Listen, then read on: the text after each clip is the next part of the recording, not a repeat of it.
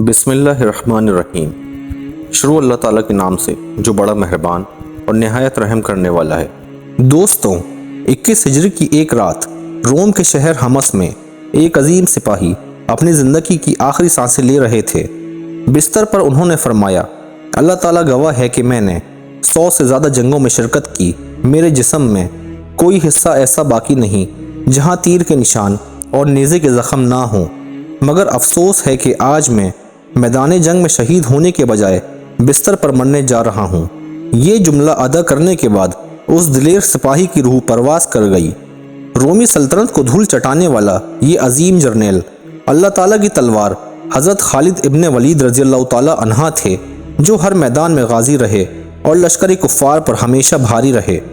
حضرت خالد بن ولید کا پورا نام خالد بن ولید بن مغیرہ المخزومی تھا، جو نہ صرف اسلامی بلکہ دنیا کی تاریخ کے ایک عظیم سپہ سالار تھے۔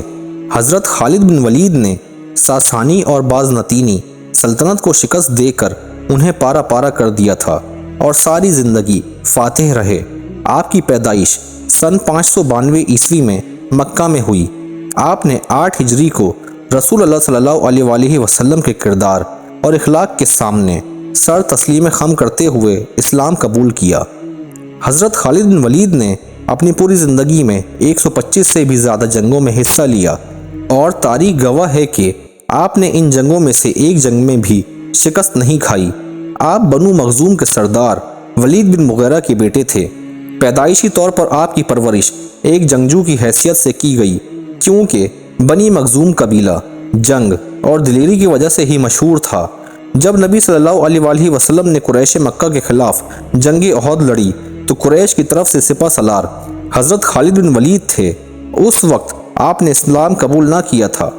اس جنگ میں خالد بن ولید کی دانش مندی اور حکمت عملی نے ہی قریش مکہ کو اس جنگ میں مسلمانوں پر غالب کیا تھا۔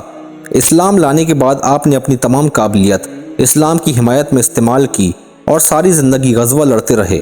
سن 8 ہجری میں مسلمانوں اور رومیوں کے درمیان ایک خون ریز جنگ ہوئی۔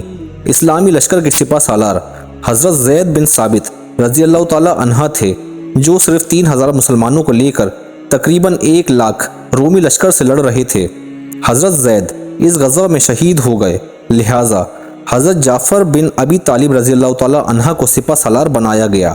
وہ بھی شہید ہو گئے تو رسول اللہ صلی اللہ علیہ وآلہ وسلم کی ہدایت کے مطابق حضرت عبداللہ ابن رواح رضی اللہ تعالیٰ عنہ کو سپہ سالار مقرر کیا گیا، مگر رومی مسلمانوں پر اتنے بھاری پڑے کہ یہ جلیل القدر صحابی بھی میدان جنگ میں شہید ہو گئے۔ رومی شہنشاہ ہرقل اس جنگ میں خود سربراہی کر رہا تھا۔ مجاہدین کے لیے یہ وقت نہایت ہی مشکل تھا۔ اس دوران لوگوں نے آپسی مشورے سے حضرت خالد بن ولید کو سپہ سالار بنا دیا۔ پھر کیا تھا، آپ نے اپنی پوری زندگی میں سیکھے گئے حکمت حربے اور جوش و ولولے کا استعمال کیا اور ایک پرجوش تقریر کی۔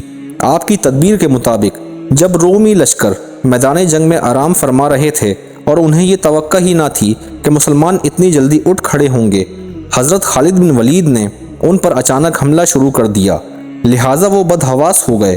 اس جنگ میں آپ نے قوت ایمانی سے اتنی زبردست لڑائی لڑی کہ صحیح بخاری کے مطابق خود حضرت خالد بن ولید نے فرمایا کہ جنگ موتا کے روز میرے ہاتھ میں 9 تلواریں ٹوٹ گئیں، بس پھر میرے ہاتھ میں صرف ایک چھوٹی یمنی تلوار باقی بچی۔ خالد بن ولید کی اس بہادری پر رسول اللہ صلی اللہ علیہ وآلہ وسلم نے فرمایا کہ جنگ موتا میں جھنڈا اللہ کی تلواروں میں سے ایک تلوار نے لے لیا اور ایسی جنگ لڑی کہ اللہ تعالیٰ نے ان پر فتح فرمائی، لہٰذا اس کے بعد آپ کا لقب سیف اللہ یعنی اللہ کی تلوار کا ہو گیا۔ جب حضرت خالد بن ولید کی سرگردگی میں اسلامی لشکر نے ایرانیوں پر حملہ کیا تو ایرانی لشکر کا سپہ سالار مشہور زمانہ پہلوان رستم تھا۔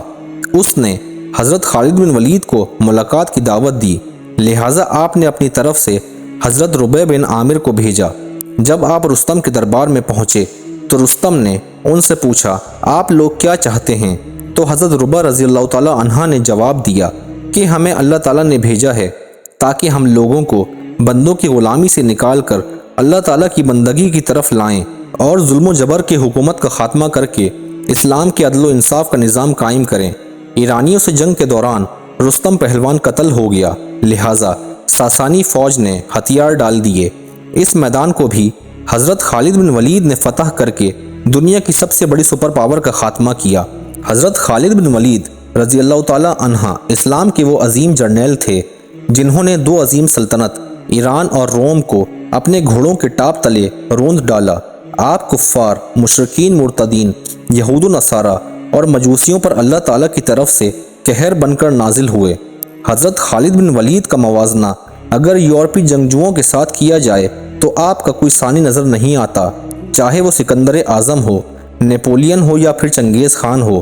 ان فاتحین نے جو علاقے فتح کیے اور جن سلطنت کی تشکیل کی، وہ ان کی موت کے 100 سالوں تک بھی برقرار نہ رہ سکی، جبکہ حضرت خالد بن ولید کے فتح کیے گئے علاقے آج بھی اسلامی قلمروں میں شامل ہیں، اور آج بھی تاریخ نے آپ کو نہ صرف ایک عظیم لیڈر کی حیثیت سے یاد رکھا ہے بلکہ کروڑوں مسلمان آپ کی دلیری اور بہادری کے معترف ہیں۔